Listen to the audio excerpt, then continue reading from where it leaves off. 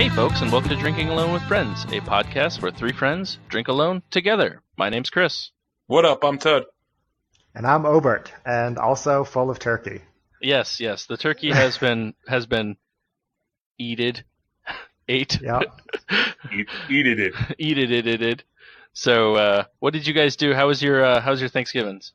I tell you what, I'm starting to come around on this whole cranberry sauce thing. I said it's a new Thanksgiving traditions for me out in Olympia. This one was, I gave it a shot, and I'm starting to see why people like it. I really enjoyed the cranberry sauce this year. Now, it's delicious. Was it homemade or was it out of a can? No, it was a really interesting recipe. This is Mama Stamberg's cranberry relish. And I guess it's a thing. NPR puts out the recipe every year. And it's really unusual because it's half frozen.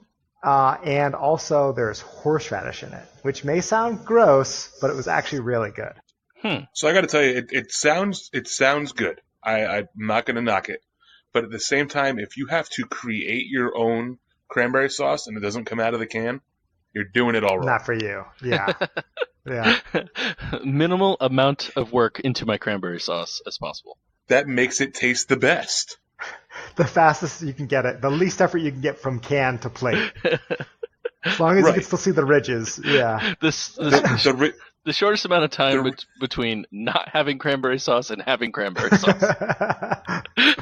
The ridges are what you use to cut it. Yeah. Adds this delicious mouthfeel. Well, that's cool. But how was the rest of the visit to Washington? Good? Yeah, it was really good.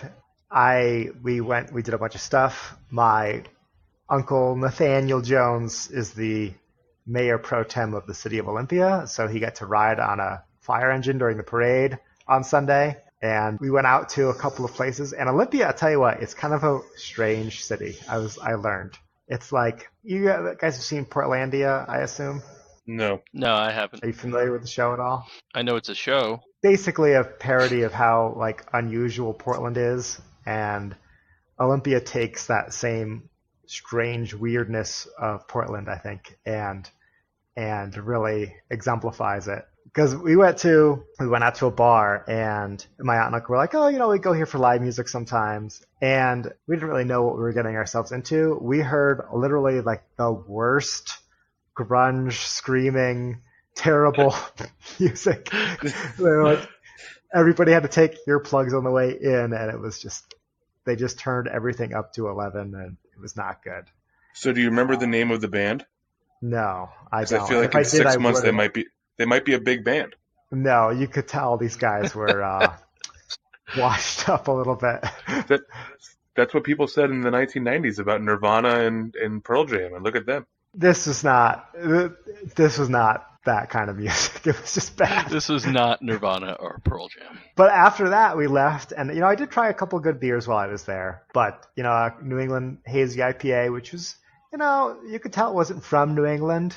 It wasn't as good as some of our favorites back home, but it was not bad. It was filling that void that I was missing. I have heard that Portland's good at beer.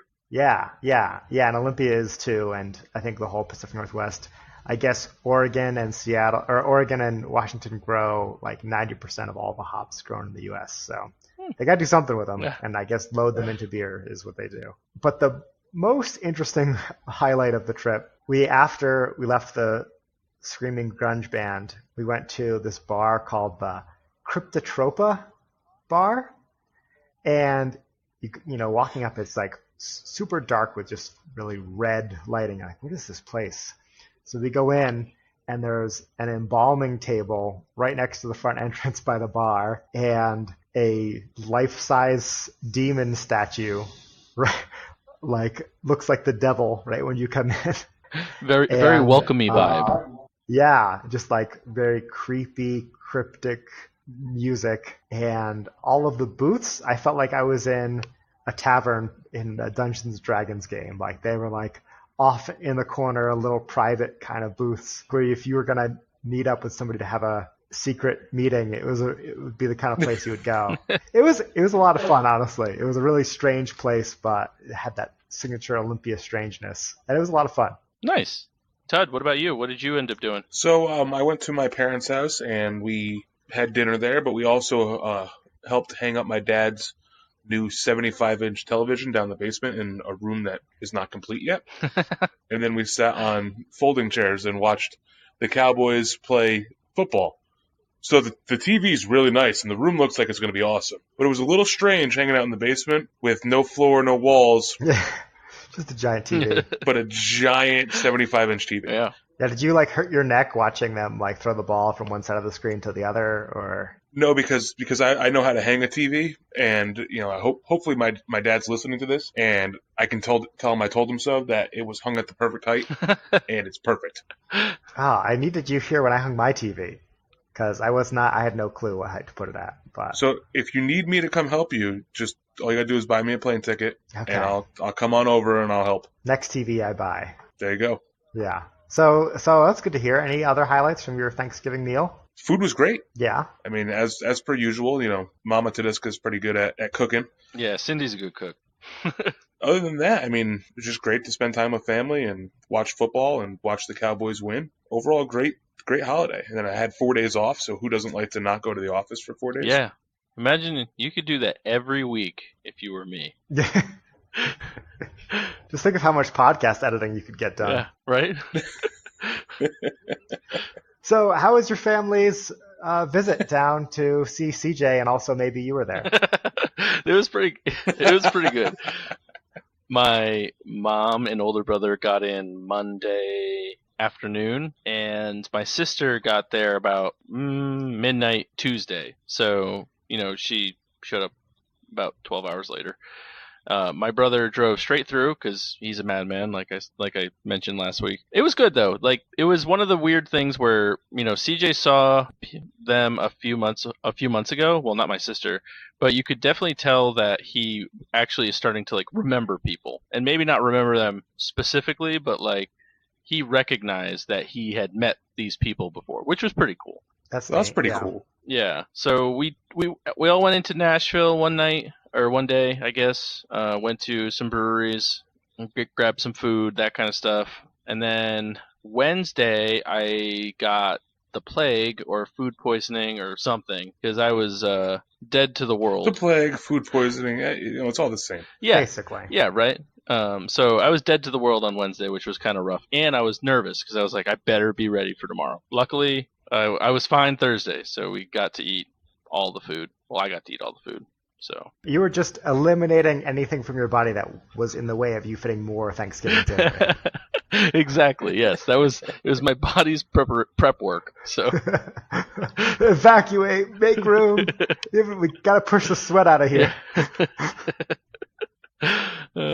How bad would you have had to felt on Thursday to say, you know what, I'm going to skip, quite honestly, probably one of the best holidays of your year because you, like me, love food? If I had felt on Thursday like I felt on Wednesday, I wouldn't have ate. Like it just wouldn't have happened. Yeah. I think I know all what you're day talking about.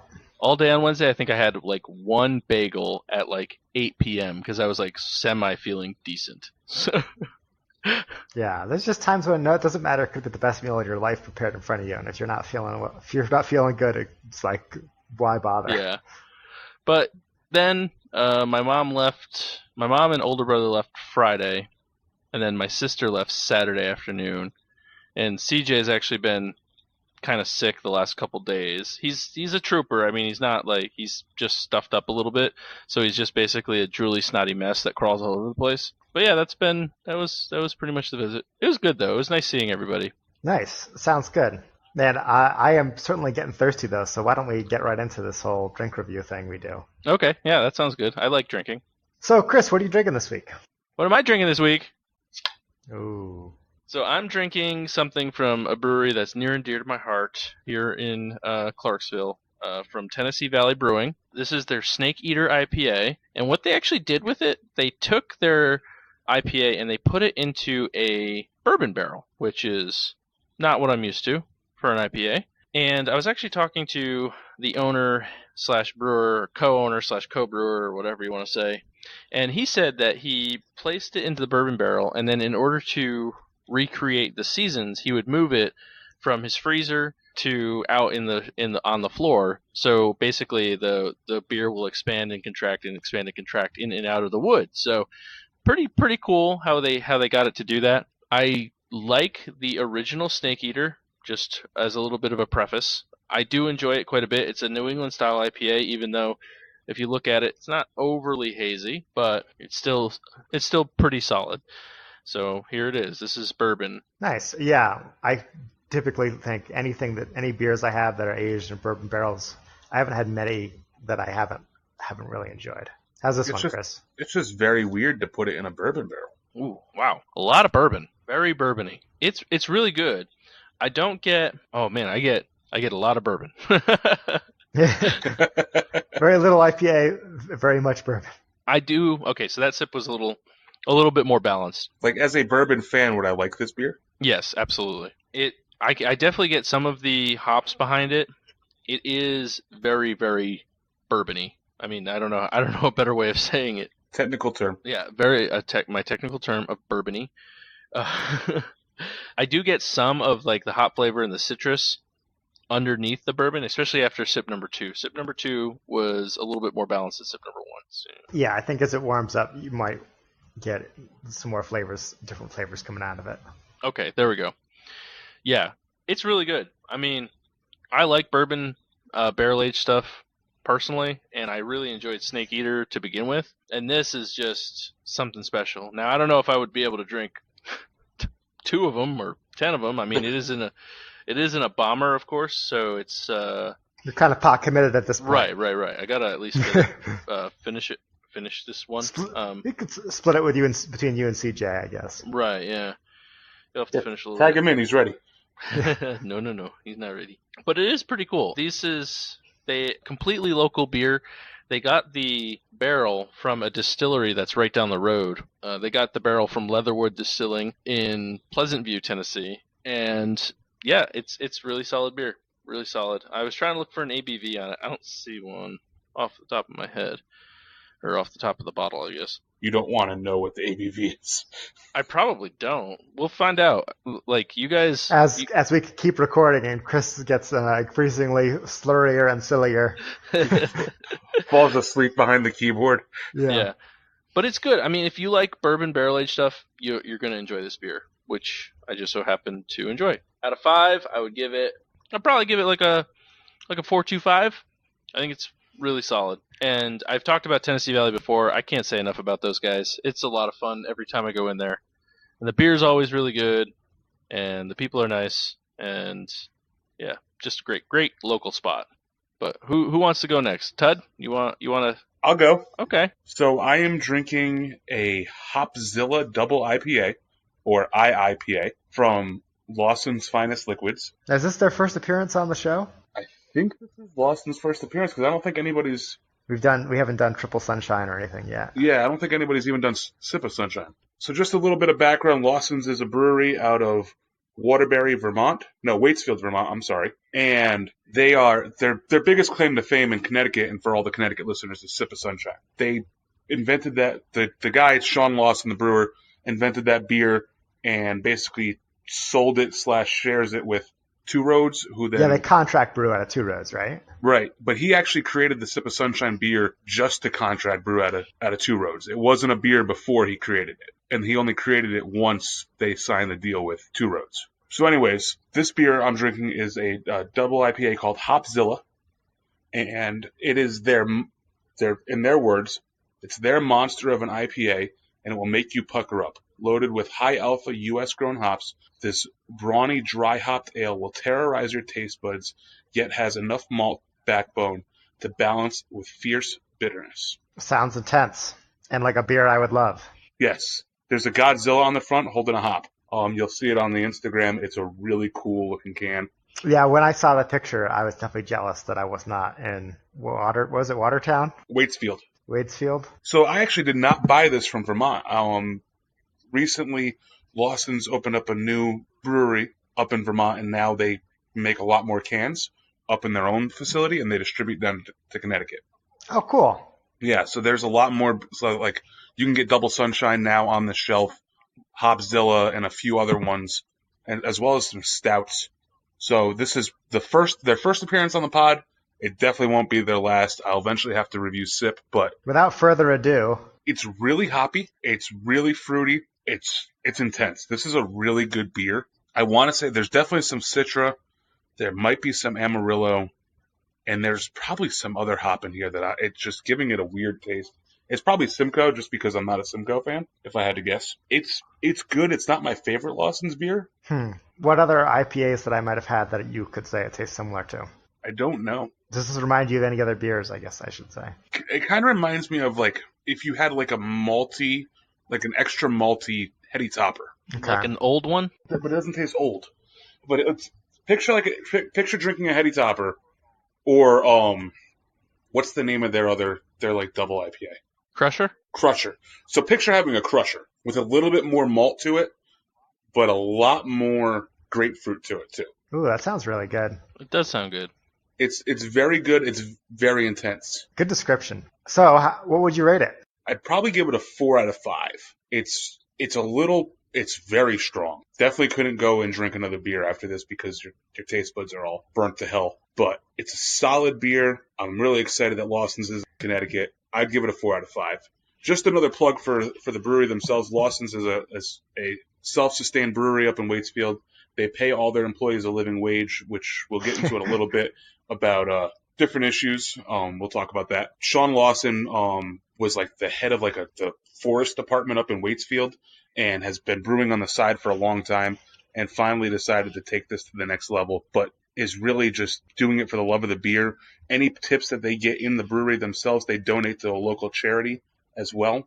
So they donated $12,000 in the first month when they opened in October.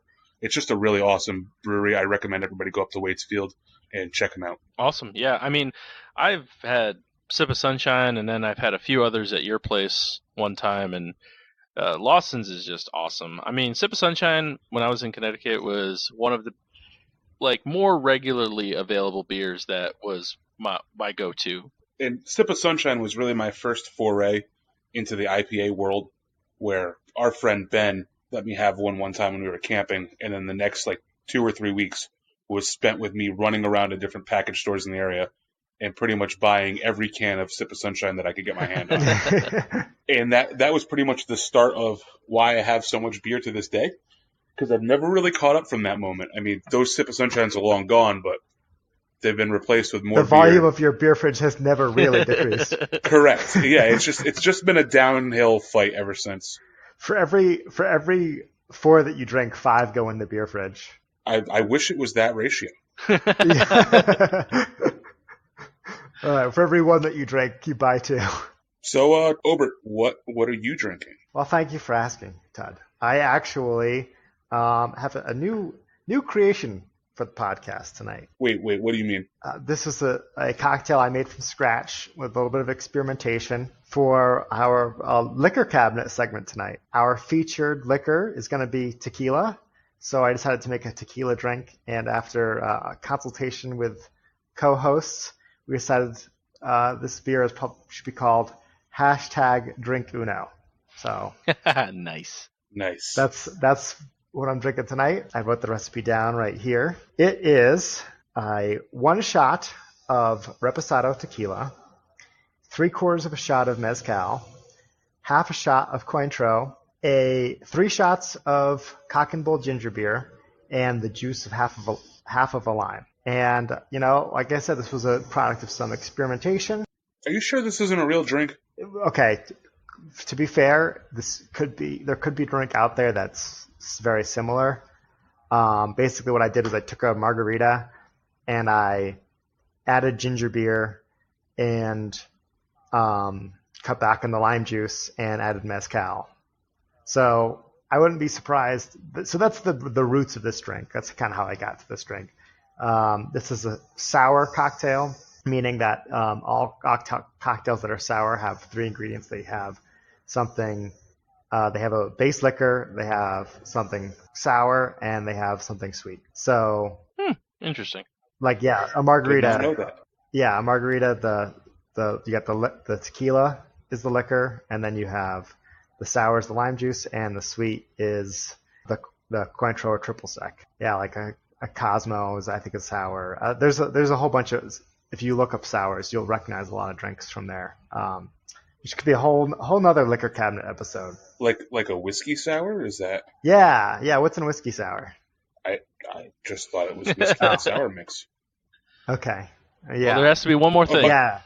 But yeah, so this drink does a really good job, I think, of the bite of the tequila and ginger beer, pretty well balanced by the sourness of the lime juice and the sweetness of the Cointreau. I said it took me some experimentation to come up with this exact ratio and ingredients, and the smokiness of the mezcal really adds something as well. I've been waiting all episode to take a sip, so it's a good one. Oh, garnished with a lime. I didn't say that part either. But, for it being a drink I made myself, I got to say it's pretty good cocktail. I'm going to give it a solid 4.5 out of 5. I think it's a good ratio of liquor. If you're into tequila, it's a good drink to make at home. Or if you're into, ginger beer drinks in general. No biases with that rating, right? Well, with bias, I'd give it a 5, maybe 5.25. So I'm not a big tequila fan, so you're going to have to really enlighten me on why I should like tequila. Yeah, me neither. Allow me to slowly open the door of this week's liquor cabinet. Damn it, I thought we fixed that. Yeah, we gotta find that oil can. Yeah. So, why you should like tequila? Well, I can't change your palate, but I can teach you a little bit about tequila and maybe give you the appreciation that next time you drink it, you'll learn to enjoy it a little bit more and hopefully grow to love it. Because I'm willing to bet that you've had what's known as tequila mixto, which is not 100% blue agave. Like Jose Cuervo is probably, I thought you were going to say it is not tequila. I was going to be like, what is it? Well, it isn't. It's not true tequila if you're being really strict about it. Mixto tequila has 51% blue agave and 49% of it is from sugar. And also they would add like coloring, flavoring, glycerin, preservatives, whatever. So there's a good chance that might be why you're not really a tequila fan, because maybe you've just been having some crappy tequila. But to get back to, so tequila, there's three types. There's blanco or silver tequila. Then there's reposado and anejo. Those are the three main types. So silver tequila is, again, you use the 100% agave, and when they make it, it's not aged at all. And when it's not aged, it's totally clear. What gives it the color is as they age it on those oak barrels. So they can be aged up to 2 months, but anything and stored in stainless steel, that'll keep it kind of from getting that oaky flavor. Yeah, so a lot of mixed drinks use silver tequila in them. Like a margarita is typically silver tequila. It's typically the least expensive tequila because it's not aged at all. It's very smooth smooth isn't the right word. It's very clean, crisp, I think is a better word for it. My favorite kind of tequila is reposado. Reposado is Spanish, I think, for rested is the translation. That's when it's aged for between 2 and 11 months. So it's just briefly aged in oak barrels. Like I said, either American or French oak. That, I think, really hits the sweet spot of getting the oak flavors into the tequila without overpowering it. I have not gotten into so much the third kind, which is anejo, which means aged. I should have tested you on your Spanish, Chris. It means old. What's the more expensive of the three? Anejo is typically the most expensive. There's also extra anejo. I am a huge fan of reposado. They're all anejo mas. Yeah. There we go. Bust out that Spanish. They're all fairly expensive. If it's the 100% agave, it's not a cheap liquor to buy. I actually got the tequila I have in mind is Casamigos, which is a very good brand. I think it's one of the more expensive brands. There's also, like I said, there's mezcal in my drink, which is very similar product to tequila, but it's a distinct thing. It's basically the same thing where you have the blue agave, but it's made in a traditional style where they roast it over an outdoor pit, and they kind of roast these agave plants, which are like spiky cacti things. I think they roast them for a day or so, and then they use that in their fermentation, and it gives it a much smokier flavor. That flavor is infused into the liquor. And like I said, I used a little bit less of that than the tequila in my drink to just add that hint of the smokiness flavor. So for our listeners out there, if they were looking to get an entry-level solid tequila, that's a really good question. And what I would say, cost-effective way, you want to do a little experiment yourself, I would say go down to the store, buy the gift set of the Patron nips, and they'll have the Blanco, Añejo, and Reposado in there. And then from there, you can really taste the three different kinds and see what is really best, what you really like the most. My go-to Reposado brand is El Jimador. It's very inexpensive, and I think it's pretty solid quality. That's what I use most of the time in my drinks at home. So that's my favorite tequila. That's a very affordable entry-level price. But yeah, I'd say go and have fun. I was going to say originally go to a bar and order 3 different shots. But if you want to do it at home, go to the liquor store and get the little gift set of different tequila shots. If you want to save like half the price, go that route. Yeah. So are we on board with that Patron is a relatively decent tequila brand? Yeah, I thought for a long time Patron was like the flashy name brand that was not that good, but actually it is very decent. It lives up to the name. Okay. It's not the be all end all, but it's a good place to start if you want to try some very delicious, very good tequila. Now, and are you opposed to, if people want to try this tequila, ripping shots of it? Yeah, that's not the right way. When I drink tequila, it's usually I'm getting a shot of Patron at the bar, chilled, and I'm usually drinking 3 or 4 or 5 of them, and then I pass out drunk. Don't you not like tequila? It doesn't mean that I'm not forced to drink it sometimes. Oh, okay. Forced against your will. Yeah. If someone says, here's a tequila shot, I'm like, no, thank you. #pass. Yeah, I know. It's a rough life you must lead, Ted, where people are just like forcing tequila shots down your throat. Oh my God, that's Todd from the hit podcast, Drinking Alone with Friends. We must buy him tequila shots. Correct. Yeah, that's exactly how my life goes. Ladies, it's 9 a.m. and I'm at the library. But if you insist.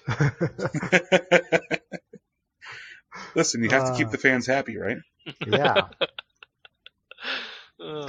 I don't know. I would say it's like, any other liquor that you might not immediately get into by just sipping it. You have it in a couple drinks, maybe, play around with some different recipes, or have a taco night with some tequila drinks. Is #drink uno the perfect entry level cocktail for somebody looking for a tequila drink? I would say maybe. I was actually about to ask the same question. Like, for folks like me that I don't really enjoy tequila very much, but I've probably only had garbage tequila at some point. What would be the drink to make? With me at the bar. Yeah. What would be the drink to make? I would say if you like ginger beer, this is the cocktail I crafted up here is a pretty good entry, and I would say you could even maybe cut the tequila a little bit. I like to make my drinks pretty spirit forward, but you could cut down the tequila a little bit on my proportions. Add maybe instead of 3 shots of ginger beer, add 5 shots. And I'm assuming this goes without saying that obviously a margarita is also on the table for people to drink. Yeah, so that's where I was going to go with this. Is I would say get a margarita, but please don't use the pre-made mixer stuff or use sour mix. If you want to get into tequila and you have some good tequila, I'd say you want to make your own mixer by using equal parts tequila, triple sec, and lime juice. And salt, a little bit of salt on the rim. That's my recommendation for your entry level tequila drink right there. I'm more of a sugar on the rim type of guy. Okay. Well, So I just wanted to give people options. sure. Obert's face I mean, right now makes me think that's not an option.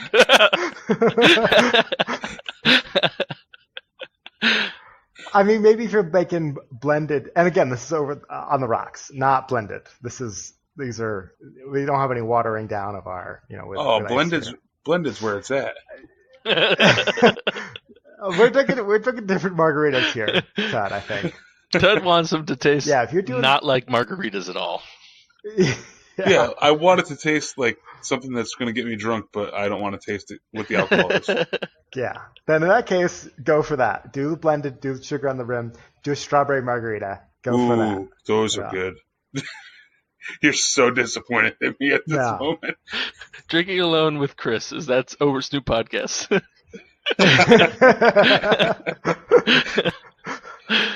Does it also? We talk about how wrong Ted is about what he likes to drink. Does it also hurt that I chill my tequila before I'll drink it, like in shot form? I think you're gonna get more flavor if it's a little warmer, but if you're just slugging back shots, cold is not a bad way to go. Yeah, it doesn't matter at that point. Like, what's the point either way? So with that, we'll close the liquor cabinet. That lock sounded pretty bad too.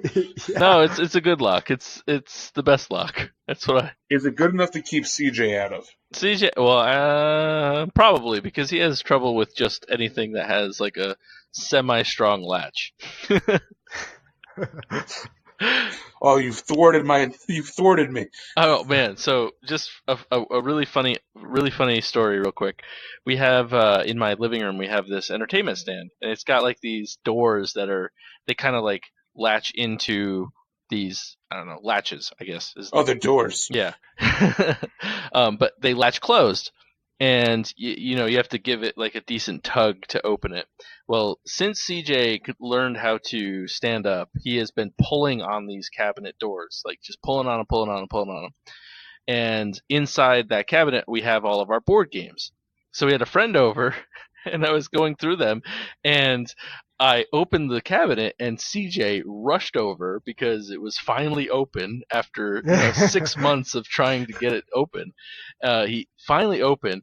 And I was like, oh, and my wife, Dana, started laughing because she's like, oh my God, he's finally inside, this, that, and the other. So I grabbed the game we were going to play, and I close it, and he immediately starts crying because everything he wanted for the last 4 months or however long is gone. He's going to have to wait until he's a big boy and can open them himself, and then it's going to be a big problem. But it's funny. Funny thing. When he grows up and he loves board games, now we'll know why. The cabinet that he can never get into is full of board games. Or despises them. Developing years, or despises them. Maybe. I don't know. I doubt CJ is going to despise board games, but we'll see. It's like his one true bane in the world. He's like, I love everything except for board games. Except board games. I don't even know why, and we're like, we can tell you why.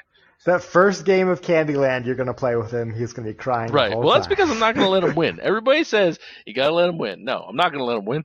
He's got to learn. He's got to learn how to beat me. So. Going off that story a little bit, not about them learning how to beat you, because I fully agree with that. Going with little kids being traumatized by board games.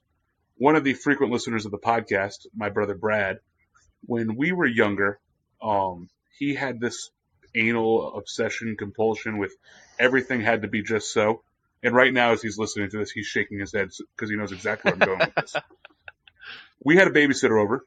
We were playing memory, and because Brad was very anal attentive about this type of stuff, when the game went back in, all the cards had to be facing the same way, up or down, and they all had to be just right. Well, the babysitter, she knew this, but she was just kind of tired of Brad's shit at that point in time, and just put him away and put it back up in the closet with some upside down, some right side up, doesn't matter. He proceeded for the next 3 hours to lose his shit about how he had to open up the closet and bring it back down and straighten it out and just ruin the entire night. Well, okay, so in little Brad's defense, What kind of monster puts cards away facing all sorts of directions? They're memory cards. They're like they're like a deck they're of 52. cardboard. There's a pitcher side and a non-pitcher side. Yeah. Correct. Who mixes those up? I guess that's a good point. I mean, I could say if you just like, it's like a puzzle pieces. Like you would put all the puzzle pieces in facing right side up. If there's like a bunch, you just kind of like take them off the table and shove them into the box. Correct. You know? Oh, it was in a box. It wasn't in like a... No, it went back into like the board game box. I'm on Little Brad's side. I'm retroactively freaking out for him.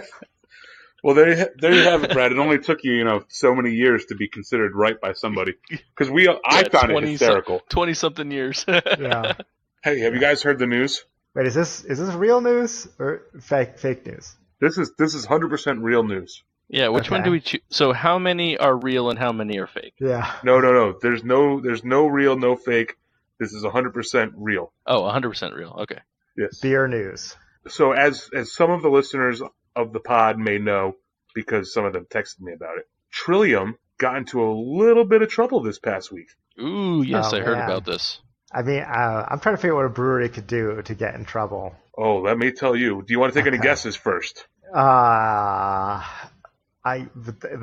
serving minors? I don't think that would make the news, though. No. They had to change the name of their beer that was named after Gandhi? Nope. No? Okay. Different brewery. I give up. So, it was reported in the news this week that Trillium... There's two different things. There's a disgruntled employee that came out and basically decided they were going to put Trillium on blast for all of their slights against employees or against customers and all that different type of stuff. So the first part of this was posted over at Beer Advocate and then later posted on the beer subreddit as well. And it was eventually removed from Beer Advocate, but not from the beer subreddit. So if you guys actually want to go see what the actual post was, it should still be up there. We'll put a link in the show notes. Correct. So the disgruntled employee, first of all, came out and stated that Trillium decided to switch how much they were paying their employees, even if they had been there for multiple years, and basically turn them all into tipped out positions because technically they do receive tips for pouring beer, or there's the option to tip if they go in the back and get you a 4-pack of beer.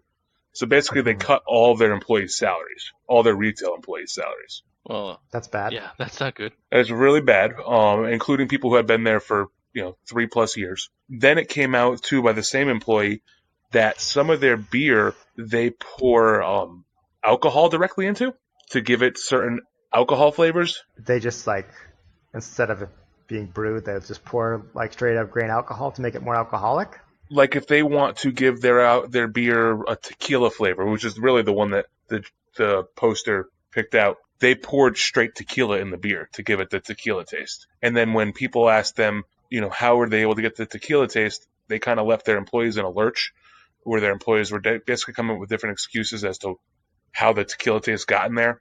And then they eventually said, just call it brewer's magic and tell people to, basically go away. That's awesome. Brewer's magic. And then, two other things that came out as well, that their growlers are filled with the bottom of the barrel beer, the shrub, essentially, that they basically just take the bottom of the shrub and save that for the growlers. Yeah, keep on adding water to it till it doesn't burn anymore, and then put that in the growlers. And their ice beers, which are quote unquote famed on Untapped, are basically beers that were not good enough to bottle and sell. They're famed? What does that mean?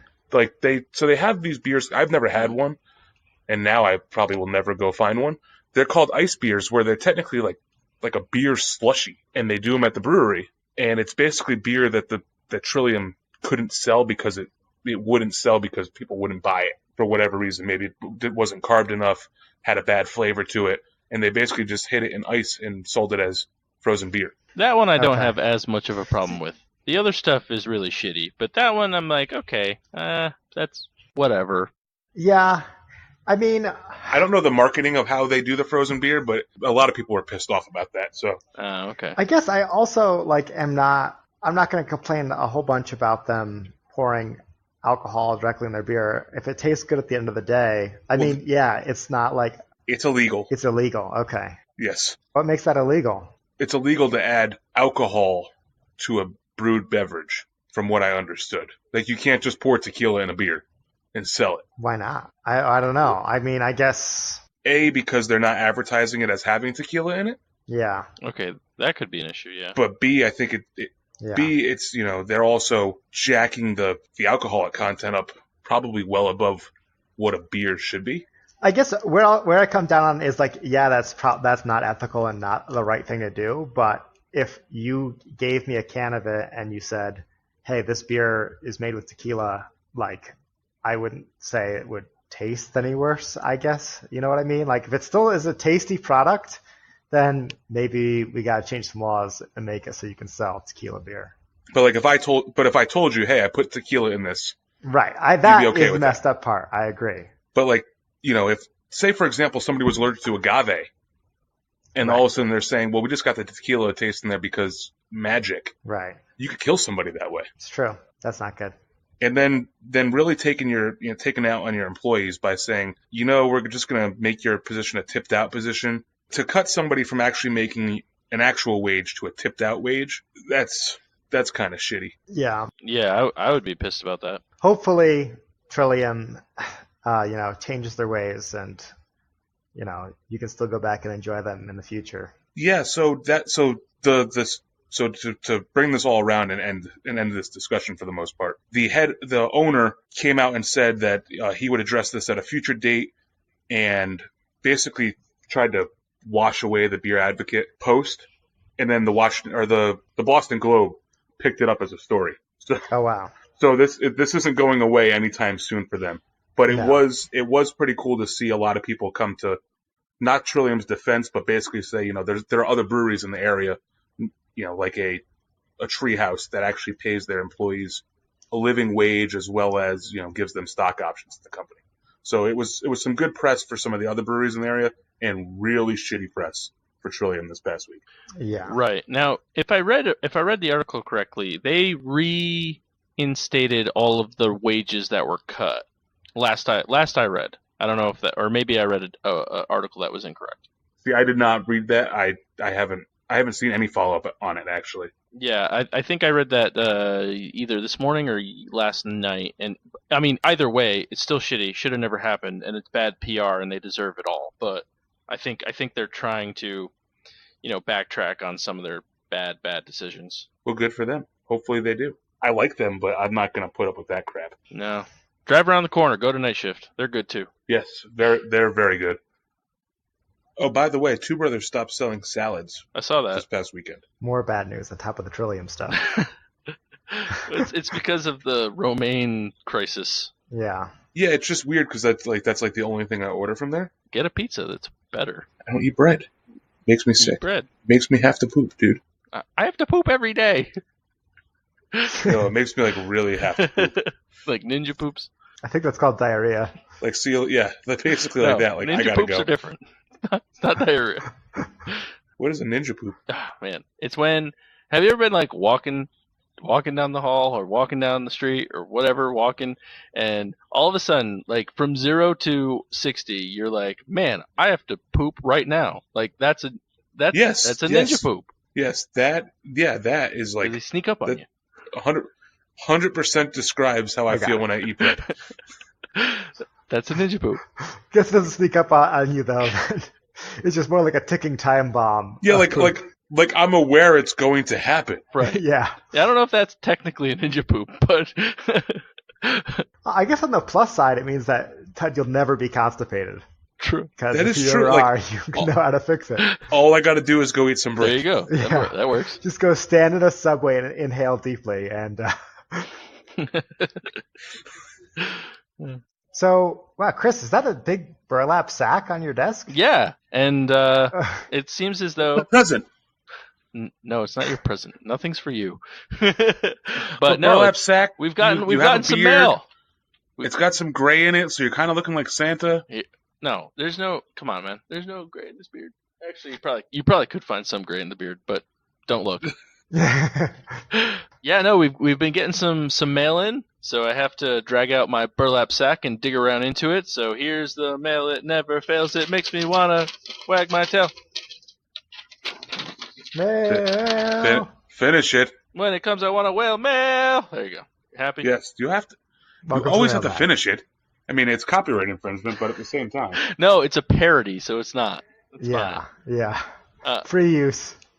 So thank you, everybody. We've gotten a decent amount of emails last few weeks. Now, some of them do date back a little bit, so these might be a little out of context right now, but we want to make sure we get you on here to acknowledge the fact that you came up with some stuff and you sent in some emails. I apologize personally because I have not written as many responses as I should have, but thank you for #following the email. The first one comes from a friend of the podcast and brother of a co-host, Brad, with a punny queen name, and it's just Barada Rhapsody. So apparently, Barada? Is that a cheese? I hope so. I guess Nice. so. If not, If not, it doesn't make much Yeah. sense. But Wah, wah, wah. just in case, Ted had to throw that in there. So thank you, Brad, for writing in. It's written in a couple times. So we have a old friend of ours, Mike, writes in. He's loving the podcast so far, and he had a thought this morning about a segment every so often where listeners can suggest a beer where one or all of you can review. And then he gives us a suggestion, which I'm not going to read on the air because I want to make, just in case we get this beer, I don't want to ruin it. I don't want to ruin the suspense. yeah, you'll have to tell me after. Yeah. The other couple things he says is like, if we end up thinking of a beer, or if we have a beer and we can think of something like a taste alike, it would be nice for us to throw it out there. So, good suggestion. Oh, like we did this week with the with what the Hopzilla tastes like. Well, we the multi crusher or whatever. yeah. So that's good. That's good stuff there. And then he also said, I'm going to just expand on that a little bit. Does he want us to talk maybe like kind of related to like a food item no, that we can? Yeah. He just said, just like, oh, this reminds me a lot of this beer or that beer. exactly, yeah. Just so it kind of like relates to the listeners. Hey, you may not have had this beer, but if you had this beer, it's similar or something. If you like this, you'll love that. Right. That. Right. So Yeah. no, good stuff. But he says he's loving the podcast, and he said if it's still relevant, which of course it always is, he's Team Flaccid. So he's got good taste. Boo. Good taste in podcast. Good taste in bacon. Bad taste in bacon, good taste in podcast.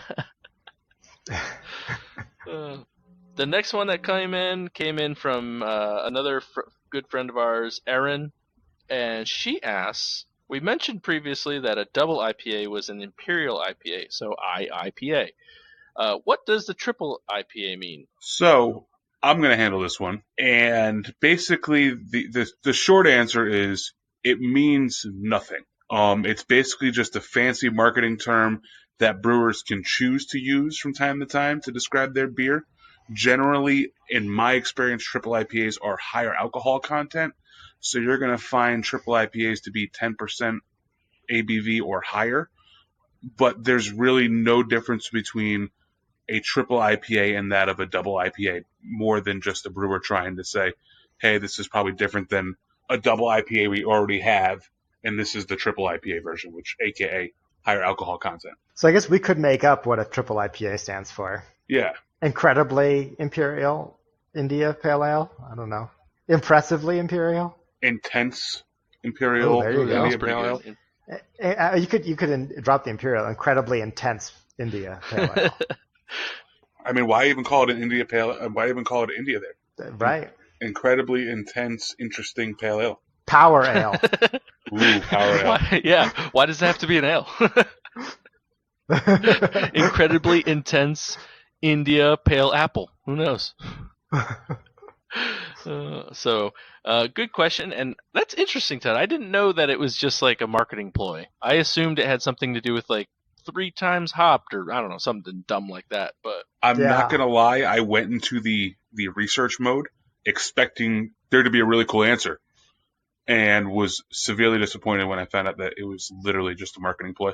It's one after double. That's the answer, I guess. It's kind of like most of the Hallmark holidays. None of them really mean anything. They're just kind of a way for Hallmark to make a whole bunch of money. Okay, and can we leave this with research to do for next week and leave our listeners with a cliffhanger? We'll find out what a Belgian quad is. Ooh. Because I don't know what that is, but I think that's more real than a triple IPA.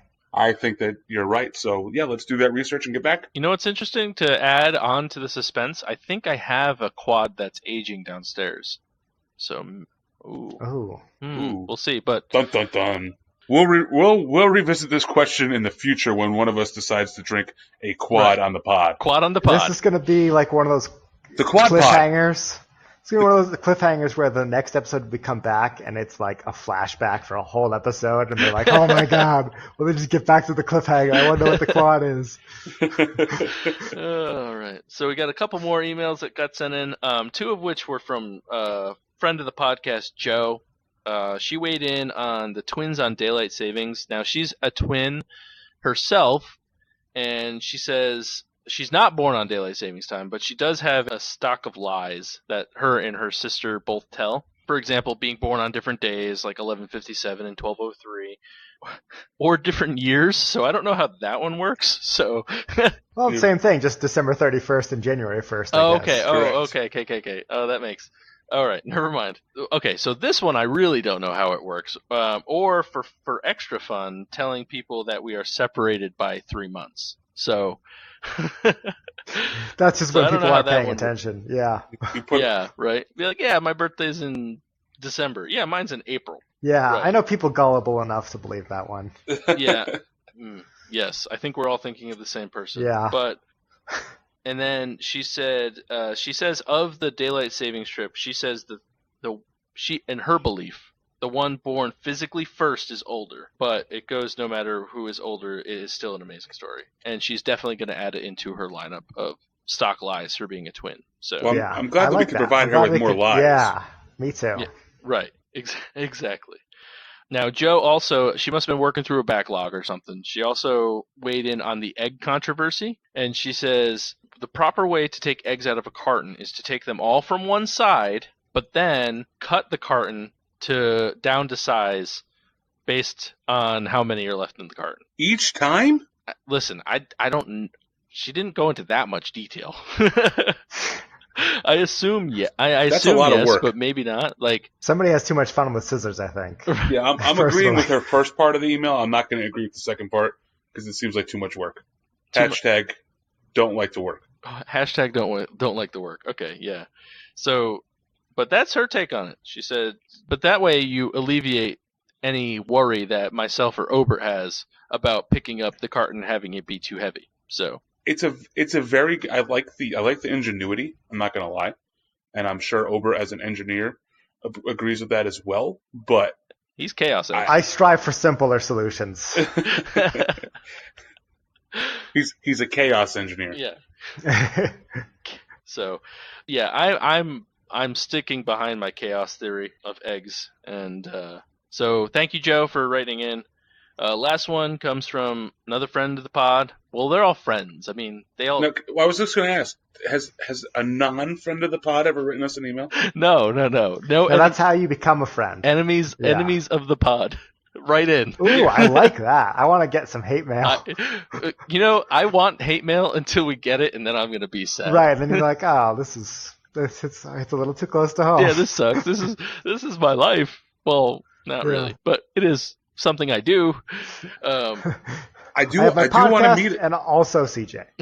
Right. He's near the top. He's I do want to top meet five. an enemy of the pod, though. So enemies of the Yeah. pod, please write in. Maybe we got to do is make rival podcasts. Yeah. And then we can write into each other. Right. Yeah. I wrote it. Drinking alone with friends sucks. You guys are too handsome. Come listen to my podcast, Drinking Alone with Buddies. Wasted alone with buddies, pals. I don't know. Chris is going to now pause the recording to go register all those podcasts and Instagram handles. I can't handle more Hashtag Instagram handles. trademark all of them. I can Yeah. only handle one.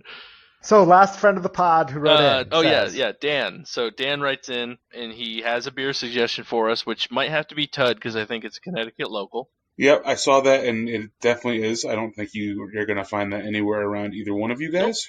Nope. So if it's on my list. I was about to say, add it to the list and see if you can't get it. So he does have a question for us as well, which is what makes a stout or porter a stout or porter? So basically, what is the difference between a stout and a porter? Huh. Yeah. Yeah, I don't know that one. Yeah, I don't know that one either. It's a good question. We might have to do a little bit of research on this one. Yeah. Yeah. I mean, we're not stout and porterologists over here, okay, Dan? No, I think we'll have to revisit this one. It's a really, really good question, but I don't think we are prepared to give it the answer that is necessary right now. Yeah, Correct. the time that it deserves. So we'll come back future episode. We'll drink a stout. We'll drink a porter. We'll let you know. We'll Hashtag get into the teaser. details. Oh, a bunch of teasers Full in of this episode. cliffhangers. This is like a season finale of Game of Thrones here. Yeah, right? I promise we'll be back next week, though. Yeah. We'll be back next week, not in 2019 or whatever the hell it is. Oh, don't get me started on that show. I can't wait, but at the same time, I'm so angry. And then you only get 7 episodes, and then it's done forever. Oh, don't tell me. You're just ruining my vibe here, man. Yeah, now we got tell us why we're cranky on our hands. We can't You know have why time I'm for that cranky? time. By the way, teaser, that's coming up again, too. Oh, God. Teaser! oh my God, so many teasers. So thank you everybody for writing in. We really enjoy the emails, and keep them coming. # follow the email, dawfpodcast@gmail.com. When we get another backlog of them all, we'll do another mailbag. So I'm gonna stuff this was fun. all the letters back in, because we keep them all, of course. Oh yeah. And I think it's time that we all dread, even though it's long overdue. It's the Frosty Mug of Wisdom. I think it's time. Here. I'll hoist a mug to that. Hoist a mug to that? All right. Everybody drink to that. Yeah. I'll go. You know what? I'll go first. I'm gonna make mine short because I know we're running long here. Should we sing the German drinking song though? Ziggy zaggy, oi oi oi. Sorry, I said I'm gonna go first, and I'll keep it short here. So no time for songs. This was actually the week that I fell in love with pie on Thanksgiving. I've never really been a big pie person, as Tina can attest, but I really kind of had a newfound appreciation for pie this Thanksgiving, much like the cranberry sauce. And you know what made all the difference? And I don't know if you do this at home, Chris, with your pies, but the homemade whipped cream. I made it this year. This year I made it. Yeah, was this your first year making it? Yeah, I normally don't, but I did make it this year. Okay, can you share us a little bit of your recipe? It's really, really simple. It's a cup of heavy whipping cream, 5 tablespoons of powdered sugar, and about I think it was a teaspoon of vanilla extract. You put it in your stand mixer and KitchenAid thing. Yeah, KitchenAid stand mixer, and you set it to low, let it go, then eventually ramp it up to high until you get stiff peaks, and then that's gotta get the stiff peaks. Yeah, that's pretty much it. Oh, before you do any of that, you put your mixing bowl. And you put your mixing. Chill it. You put your mix the mixing head. You put it in the freezer for about 10 to 15 minutes beforehand, because then it helps it solidify, or else it won't. I mean, it will, but it'll take a long time. It might not be cold. It'll be better. So yeah, I've made mousse and have had that problem before where I didn't have the right temperature equipment. Mm-hmm. But I did not know that was a thing. Yeah, but I tell you what, I think the homemade whipped cream, it ramped the pie up to a whole nother level. Like, have you not had pie before? Like, you know what? I don't know. It was just delicious homemade pie, and maybe because it was super fruit based, it was the pecan and pumpkin. Oh, okay. So you're not a fruit based pie. Yeah, it just really hit the spot this year, and I think I owe it all to the homemade whipped cream. Right. If you come back into town, I'm gonna make you a pie, and we'll have to see. I clearly love pie now. So you love pie, okay? But anyway, moving on. We gotta wrap this show up. So I'm gonna hand off the Frosty mug to whichever one of you snatches it out of my hands first. Give it to me. That's mine. Oh, nice try, Ted. I saw you reaching for it there. Oh, my nose hurts. Why'd you have to punch me in the nose? It's mine. So I want to put over something that is really, really, really cool and part of the beer community, and I've never seen anything like it before. But Sierra Nevada is teaming up with breweries across the country to brew the same recipe in order to support the the campfires, or the campfire out in California. It's called Resilience. It's an IPA, and all proceeds from this beer, no matter where you buy it, is going to help rebuild this community. I read a little bit about it today, and Sierra Nevada had about 40 to 50 employees that were affected by this fire. So that's why they're taking such a huge stance behind it. And, basically any brewery in the country that wants to brew this, they'll send the ingredients to and send the recipe to, and they'll just bottle or can distribute however they can. And any proceeds that they make from that goes directly to this fund. So depending on your batch, it might be out end of December, early January. Keep an eye out for it. And I highly suggest buying. I know I'm going to buy a case or a 12-pack or whatever I can find. That's awesome. It was really cool. It was really, really just an awesome thing to see. I mean, not awesome that the fire happened, obviously, but awesome that the beer world is responding. And you said the name of that beer again was? Resilience. Yep. By Sierra Nevada or a myriad of other brewers. Right. So I'm scrolling through Sierra Nevada's website right now, because they have a list of breweries that have joined on to do this exact beer. Yep. Yeah, what are some other breweries that listeners of our podcast from other states might? I got to tell you, the list is impressive. So, right off the bat, as I'm scrolling through, Three Floyds Breweries signed on. Back East out of Bloomfield, Connecticut is signed on. Almanac Brewery out of wherever they're from is signed on. Bad Brewing Company, Bad Sons out of Connecticut, Ballast Point's on board.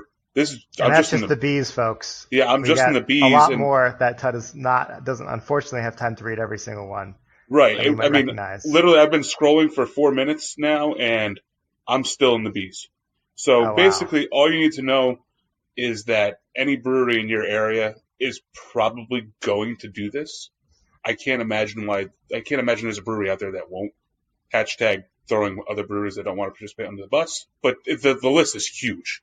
Go to Sierra Nevada. We'll throw the link up in the post. Yep. For you guys to go check it out too, just so you can see what breweries are near you that are doing it. Yeah, it's a pretty awesome, pretty cool thing. I've never seen anything like it, but hopefully this not that I want it to become a thing, because that means natural disasters have happened, but hopefully this becomes a thing. But yeah, hopefully it's a model for breweries supporting disaster relief in the future. Correct. You got what I was putting down. Yeah. Yeah, and the really cool thing about this is if you're a home brewer, they'll post the recipe so you can make it yourself. Now, I highly suggest going out and buying it so you can actually contribute, but it's still pretty awesome if you're a home brewer. Yeah, it's a good way for the home brewers to test their chops against other breweries in the area who are going to be brewing the same beer. So you can take your homebrewed beer and a local brewery that you really respect and drink them both. Yeah, it's good stuff. Side-by-side comparison. Awesome. Well, Tud, I think you're the last one to go this week. So here's the mug. You can have it now. Sorry for the nose. Yeah, I'm gonna have to wear a bandage on it for the next couple days. So I don't really know how to follow up that last one, because that might actually be the best handle that we've had on the pod ever, because it's just for a really good cause. So I'm just gonna go for it anyways. My handle this week is Pint Pass. It is an app where you can sign up. Anybody can sign up at the moment.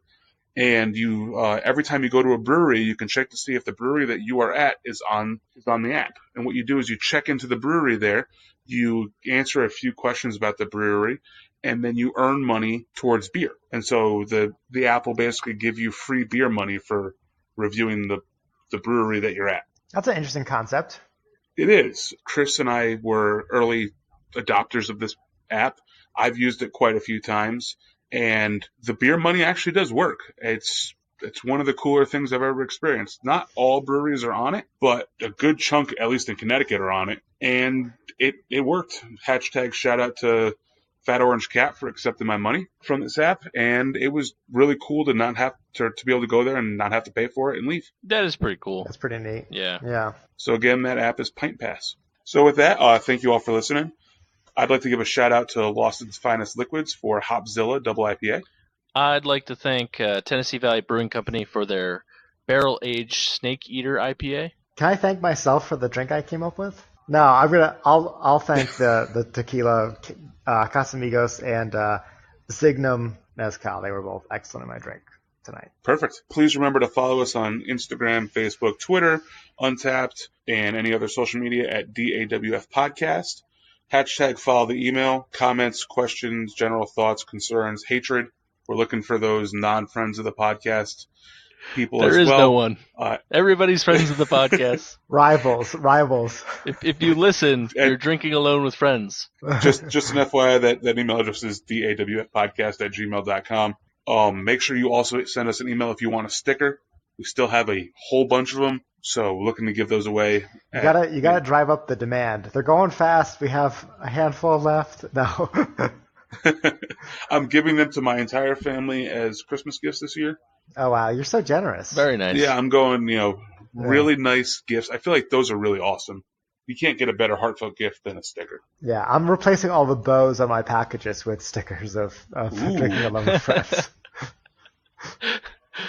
Make sure you subscribe to us on iTunes, Google Play, Spotify, Stitcher, or wherever you listen to your podcasts. Please do that. Also, make sure that you leave us a rating, whether it's 5 stars, 1 star. It really doesn't matter. 5 Give stars. us a rating. There's only 5 stars. Yeah. Make sure you're telling your friends about it, or your worst enemy, or your grandma's pastor, or whoever you Those 3 categories. That's our demographic. Friends, enemies, pastors. Whoever you decide to share it with, make sure that that they're friends of yours and that you just want to share a really good time with them, and we really appreciate that. And with that, I'm Tud. My name's Chris. And I'm Obert. And remember, if you're drinking alone, do it with friends. Should we add a 4th category of your dog? I don't know. Sure. How about your grandma's pastor's dog? They're not big in the podcasting demographic. Yeah. How about grandma's pastor's dog's boyfriend?